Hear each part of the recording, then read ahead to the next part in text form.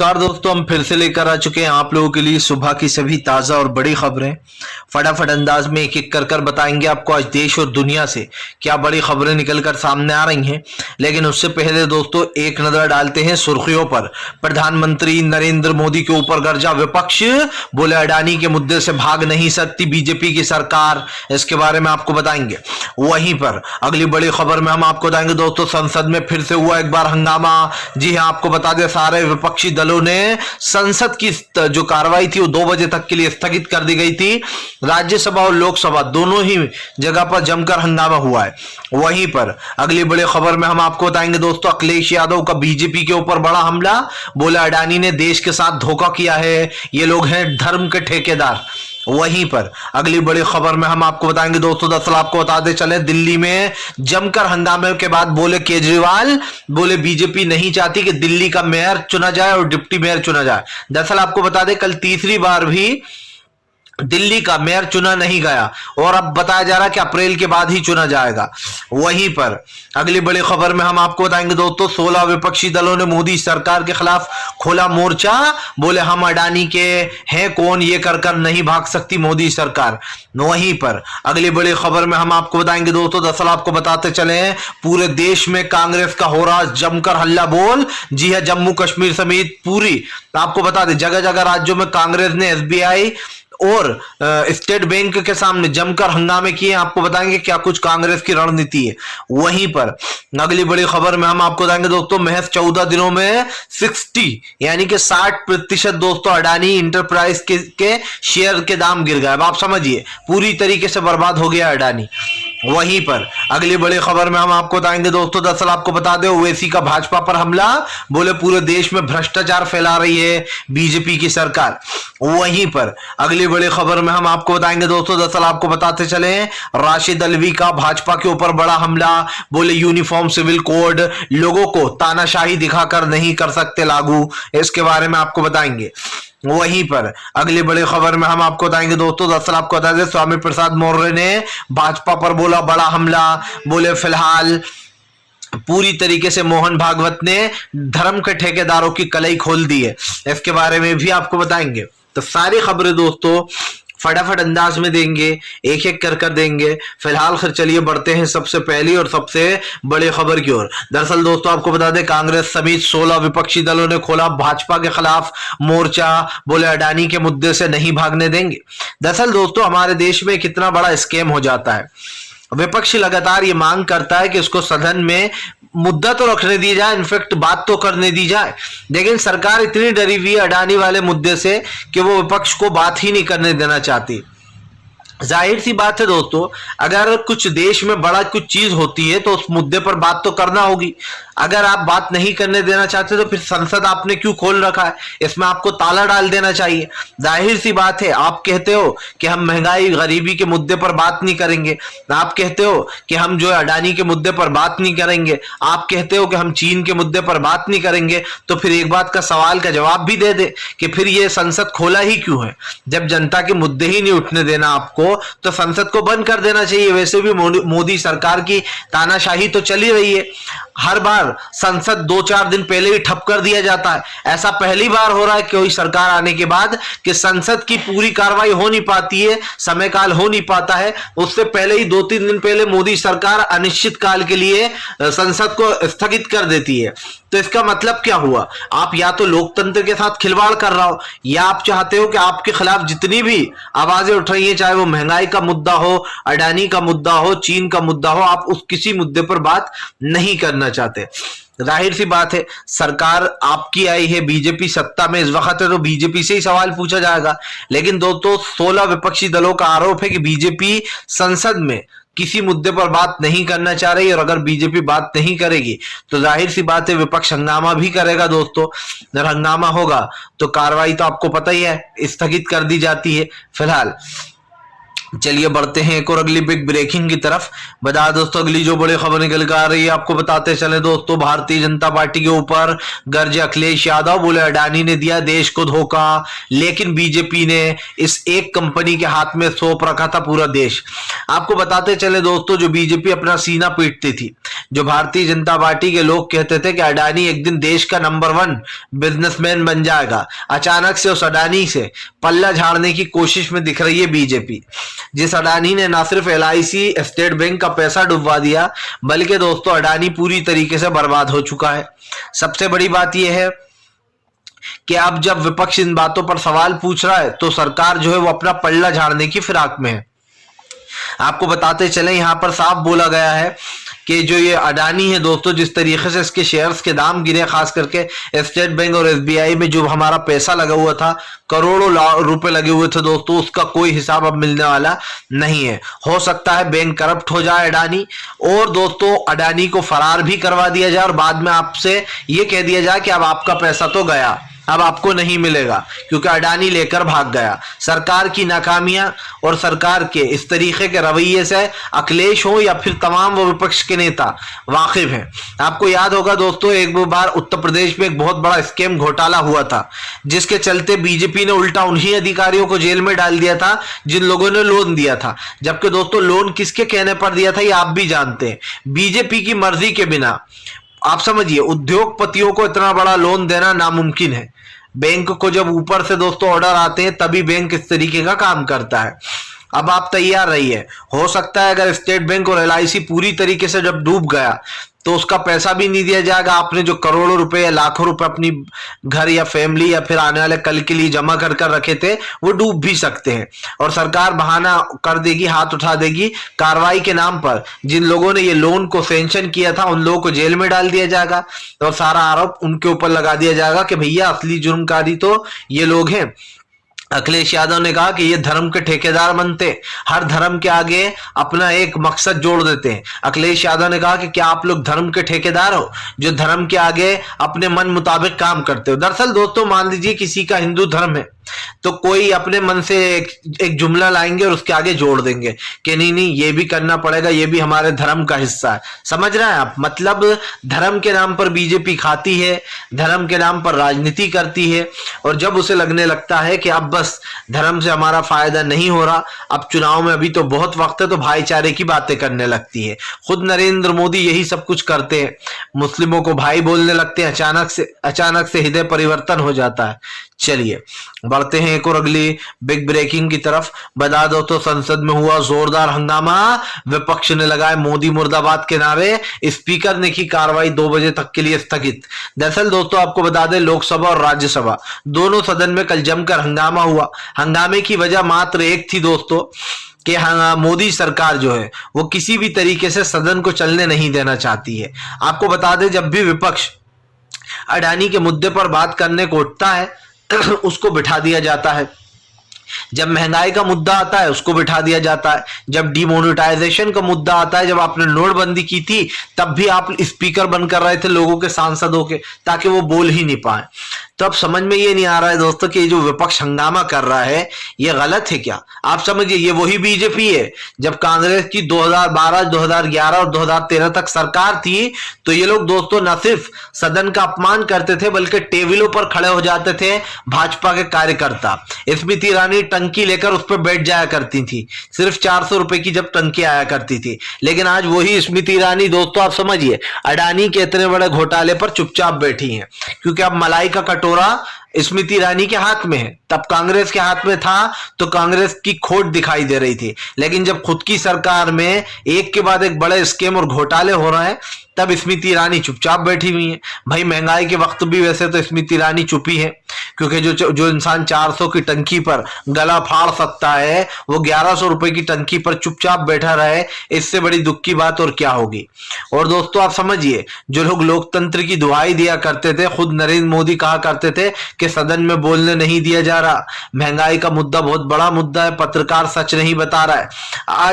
आज उन्हीं पीएम नरेंद्र मोदी ने लोकतंत्र को मजाक बना दिया है, मीडिया को जोकर बना दिया है। मीडिया जोकरों वाले काम करती है, आपने हंसाते हुए देखा होगा लोगों को, बस मीडिया वही करती है। एक माइक ले लिया जाएगा, उछल कूद कर न्यूज़ें सुनाई जाएंगी, कूद फान कर मोदी ये, अब मोदी यहां से आएंगे, अब मोदी ये करने वाले हैं, अब आसमान गिरने वाला है, अब तो मोदी जी बचा सकते हैं, पुतिन को मोदी का फोन। बस इस तरीके की खबरें आप सुनेंगे जिसको सुनकर आपको भी हंसी आएगी कि ये पत्रकारिता कर रहा है या फिर ये जोकरपंती कर रहा है। और इनमें बड़े बड़े पत्रकारों के नाम है जोकरपंती में।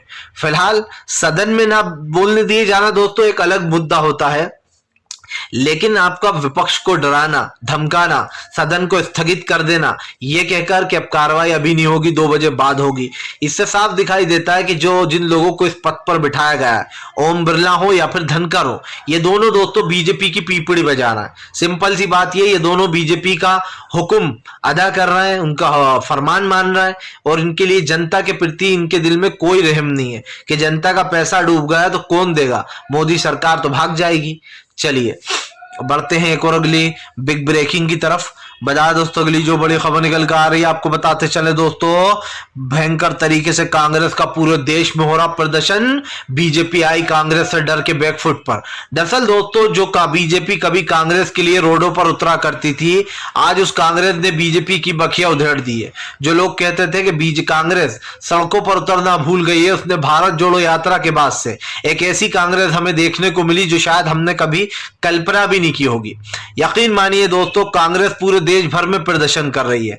स्टेट बैंक, LIC और सेबी के ऑफिस के बाहर जमकर हंगामे हो रहा है। आपको बताते चले ये मामला पूरा SBI और स्टेट बैंक ऑफ इंडिया को लेकर है। आपको पता ही है कि हमारे देश का सबसे ज्यादा पैसा इन दोनों पर ही लगा था। अडानी ग्रुप पर इनका पैसा लगाने के बाद इनकी डूबने की कगार आ गई है। हालांकि मैं आपको बता दूं सच्चाई दोस्तों, स्टेट बैंक और LIC कभी भी डूब सकता है। जिन लोगों को पैसा निकालना है वो तत्काल में निकाल लीजिए अगर निकल सके तो, क्योंकि ये बैंक कभी भी बैंक करप्ट हो सकता है और आप समझिए आपका पैसा डूब सकता है उन्हीं बैंकों की तरह जब सरकार ने आपसे वादा किया था कि हम आपका पैसा वापस देंगे। जो सरकार आज तक पैसा खाकर बैठी है उन बैंकों का जो बंद हो चुके हैं, कंगाल हो चुके हैं। और आज आप देख लीजिए बैसाखी पर चल रहे सारे बैंक, जितने भी सरकारी बैंक है वो सारे के सारे बैसाखी पर ही चल रहा है। एक दूसरे में मर्ज कर घाटे को एक दूसरे के बैंकों में बांट कर इस तरीके से सरकार देश चला रही है। आप समझिए इससे पहले कांग्रेस ने ये रणनीति क्यों नहीं अपनाई? उसने तो कभी किसी चीज की, हमारे देश की संपत्ति को गिरवी नहीं पटका। मोदी सरकार ने आने के बाद सबसे पहला काम यह किया कि पूरे देश को गिरवी पटक दूंगा, अडानी और अंबानी के हाथ में पूरा देश सौंप दूंगा। कल को अगर ऊपर वाला ना करे कि ये बर्बाद होते हैं दोस्तों तो पूरा देश कंगाल हो जाएगा। आपने तो देखा ही श्रीलंका के क्या हालात हो गए थे, उससे बदतर हालात हमारे हो जाएंगे। राहुल गांधी ने एक बार चेतावनी भी दी थी सदन में कि आप सिर्फ 2 लोगों के लिए काम करना बंद कर दो, हर जगह मुझे अडानी ही दिखाई देता है। राहुल ने कहा था कि ये रिस्की है और वाकई में दोस्तों अब वो रिस्क का पता चल रहा है। लेकिन मामला ये है कि अब कांग्रेस दोस्तों स्टेट बैंक और LIC के ऑफिसों के बाहर कल जमकर हंगामा हुआ। आपको बता दें जम्मू में पुलिस ने बैरिकेडिंग लगा रखी थी। कांग्रेस के कार्यकर्ताओं ने बैरिकेडिंग तोड़ते हुए आगे बढ़ गए। पूरी जगह जगह राज्यों में कांग्रेस का हल्ला बोल चल रहा है। आपको बता दें दोस्तों बस एक यही चीज है जो बीजेपी को सत्ता से उखाड़ सकती है। ऐसा लग रहा है जैसे अब की बार तो ऊपर वाला भी चाहता है कि बीजेपी सत्ता से बाहर जाए, वरना आप समझिए जिस अडानी की इतने सालों से पोल नहीं खुल रही थी, जो अडानी अब तक बचता बचाता आ रहा था, कैसे दोस्तों 2024 से पहले 2023 में अडानी की पोल खुल गई, कैसे मोदी सरकार की छवि पर इसका गहरा डेंट पड़ा है। और दोस्तों कहते हैं जब डेंट पड़ जाता है तो उसको आप कितना भी जो है यहाँ पर पेंटिंग करवा लो, डेंटिंग पेंटिंग, लेकिन वो दिखता ही है दोस्तों कि इसके ऊपर कुछ ना कुछ तो हुआ था। अब मोदी सरकार की छवि पर ये बहुत बड़ा डेंट लग चुका है, क्योंकि सब जानते हैं कि मोदी जी तो है अडानी के साथ, लेकिन विपक्ष है जनता के साथ। जाहिर सी बात है अडानी से अपना प्यार मोहब्बत तो निभाना ही पड़ेगा। यहां तक अडानी ने पहुंचाया है तो उसके लिए दोस्तों नमक तो अदा करना ही पड़ेगा। फिलहाल चलिए बढ़ते हैं एक और अगली बिग ब्रेकिंग की तरफ। बता दोस्तों अगली जो बड़ी खबर निकल कर आ रही है आपको बताते चले दोस्तों, दिल्ली मेयर अब की बार भी नहीं चुना गया, तीसरी बार भी स्थगित हुई सदन की कार्रवाई। दरअसल दोस्तों कहने को तो आम आदमी पार्टी जीत गई है दिल्ली में, लेकिन बीजेपी लोकतंत्र को खत्म करने पर तुली हुई है। अब तक ना ही डिप्टी मेयर चुना गया ना मेयर चुना गया। आपको बताते चले तीसरी बार मीटिंग रखी गई थी सदन में जब दिल्ली का मेयर और डिप्टी मेयर चुनना था, लेकिन कल भी सदन में जमकर हंगामा हुआ। आफत तो यहां तक पहुंच गई जब सदन में दोस्तों एक दूसरे पर छींटे उछालना भी शुरू कर दिए सांसदों ने। आपको बताते चले बीजेपी के जो एलजी साहब हैं, लगता है वो कानून को सीरियसली नहीं लेते हैं। उन्हें ऐसा लगता है कि जब सैय्यद है कोतवाल तो फिर डर काहे का, अर्थात कि जब कानून हमारी जेब में है तो फिर हम डरे ही क्यों, आप समझिए। और ये मैं इसलिए कह रहा हूं क्योंकि खुद इनके बीजेपी के कानून मंत्री कहते फिरते हैं हम सुप्रीम कोर्ट से नहीं डरते, सुप्रीम कोर्ट हमें चेतावनी नहीं दे सकता, सुप्रीम कोर्ट में जो एक बार बैठ जाता है उसके लिए कोई चुनाव नहीं होता। इस तरीके की भाषा का यूज करना और खुद कानून मंत्री का कानून की ही धज्जियां उड़ाना, इसके ऊपर क्या कहेगी बीजेपी। और अब दोस्तों आप समझिए, अब एलजी साहब जो है वो लोकतंत्र की धज्जियां उड़ा रहा है। एक दिन भी आप समझिए एलजी का नया जो है यहाँ पर मेयर चुनने के बाद दोस्तों 1 महीने तक बीजेपी लटका कर रखती है किसको, आम आदमी पार्टी को। और उसके बाद 2 बार जब कार्रवाई होने वाली होती है, मेयर चुनने वाला होता है, तो बीजेपी जानबूझकर ऐसे लोगों से वोटिंग करवाती है जिनका वोटिंग का अधिकार ही नहीं है। उसके बल पर हो जाता है संसद में हंगामा। 2 बार तो ऑलरेडी स्थगित हो चुका था ये मामला, अब तीसरी बार भी कल हो गया। अब बताया जा रहा है दोस्तों कि फिलहाल अब ये मामला लंबा खिंच गया है और अब इस मामले को लंबा टाइम लगेगा, अभी इतनी जल्दी ये नहीं होने वाला। आपको बताते चले, बताया तो यहां तक जा रहा है, आम आदमी पार्टी ने बीजेपी के ऊपर हमला बोलते हुए कहा कि लोकतंत्र की धज्जियां उड़ाने पर तुली बीजेपी, क्योंकि दोस्तों अब ये मामला जो है यहां पर अप्रैल तक के लिए टाल दिया गया। आप समझिए अभी तो मार्च है दोस्तों बीच में, और उसके बाद कहीं जाकर अप्रैल आएगा, यानी कि मेयर तो चुना गया आम आदमी पार्टी का, लेकिन दोस्तों मजे अभी भी बीजेपी ले रही है। इसी को कहते हैं कि भैया सरकार किसी की भी बनेगी, मजे वही लूंगा, मोदी जी कहते हैं। ये तो साफ दिखाई दे रहा है, अगर यही काम विपक्ष की सरकार ने किया होता, आप समझिए ऊपर वाला ना करे दोस्तों कि उस वक्त अन्ना कांग्रेस के साथ हुए होते। अन्ना हजारिया हालांकि वो एक ठग निकला, उसको इज्जत भी नहीं देना चाहिए। अन्ना हजारे जो कि एक ठग था दोस्तों, जिसने बाबा रामदेव, केजरीवाल इन सब के साथ मिलकर कांग्रेस की दिल्ली की सरकार गिराई थी, वही अन्ना हजारिया अगर आज कांग्रेस के साथ होता और दोस्तों वो प्रदर्शन कर रहा होता तो क्या बीजेपी अपनी हार मान लेती? नहीं मानती, क्योंकि अब बीजेपी तानाशाही पर उतर आई है। आप समझिए अगर उस वक्त कांग्रेस ने ये किया होता तो इनके पुरखे मर जाते, तब भी ये दोस्तों कांग्रेस की सरकार नहीं गिरा पाते दिल्ली में, क्योंकि उस वक्त सत्ता में कांग्रेस थी। लेकिन कांग्रेस ने कभी भी लोकतंत्र की हत्या नहीं की, देश का नुकसान नहीं किया। लेकिन बीजेपी को लगता है कि अगर हम सत्ता में आ गए तो हम ही राजा हैं और हम ही जो है यहाँ पर लोगों को रंक बनाएंगे। लेकिन ये शायद भूल गए दोस्तों कि दुनिया में कोई भी स्टंप लगवा कर नहीं आया है कि कौन कब तक राजा रहेगा, कौन किस पद पे कब तक बैठा रहेगा और वो कब तक नहीं रहेगा, ये कोई नहीं जानता है। तो बीजेपी ये गलतफहमी पालना छोड़ दे कि इस बार भी जनता उसको चुनने वाली है, क्योंकि इस बार जनता दोस्तों उल्टे पैर दौड़ाएगी। जो लोग जनता के पास वोट मांगने जाएंगे, जनता उनको दौड़ा दौड़ा कर मारेगी। सबसे बड़ी बात यह है कि आपने लोकतंत्र की हत्या कर दी। आप किसी मुद्दे पर बात ही नहीं करने देते हो, आप स्पीकर ठप कर देते हो। सड़क पे कोई आता है तो आप सड़क पर बैरिकेडिंग लगवा देते हो, जेलों में डलवा देते हो। तो फिर तो ये साफ दिखाई दे रहा है कि तानाशाही है, सरकार किसी की बनी है, चला कोई और रहा है। फिलहाल चलिए बढ़ते हैं एक और अगली बिग ब्रेकिंग की तरफ।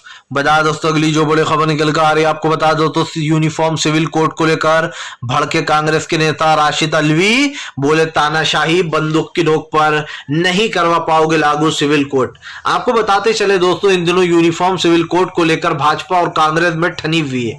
जहां एक तरफ बीजेपी कह रही कि हम यूनिफॉर्म सिविल कोड लाकर रहेंगे, वहीं दूसरी तरफ विपक्ष इसको मुस्लिम विरोधी बता रहा है। आपको बताते चले दोस्तों यूनिफॉर्म सिविल कोड यानी कि यूसीसी एक ऐसा कानून है जिसमें आपको हर कानून अपने मतलब एक जो बना दिया जाएगा उसको हर धर्म को मानना पड़ेगा, चाहे वो आपके धर्म के अगेंस्ट जाता हो। और दोस्तों ये जानबूझकर किया जा रहा है। हमारे देश में एक कानून तो ऑलरेडी लागू है, जिससे जाहिर सी बात है जैसे अगर आपने 420 की है तो सभी को एक जैसी सजा मिलती है, किसी का मर्डर किया है तो एक जैसी सजा मिलती है। तो यूनिफॉर्म सिविल कोड की कोई जरूरत नहीं थी। ये सिर्फ दोस्तों जानबूझकर एक दूसरे से लड़ाने की मुहिम चलाई जा रही है और धर्म को बीच में लाया जा रहा है, खास करके मुस्लिमों को, ताकि उनके धर्म में हस्तक्षेप किया जाए। जैसे ट्रिपल तलाक पर मोदी सरकार ने करा था, बस वैसा ही उसका प्लान बना रखा है बीजेपी ने। फिलहाल अगर आपको हमारा वीडियो अच्छा लगे तो इसको लाइक कीजिए, चैनल पे पहली बार आए सब्सक्राइब कीजिए ताकि आगे भी आपको ऐसी वीडियोस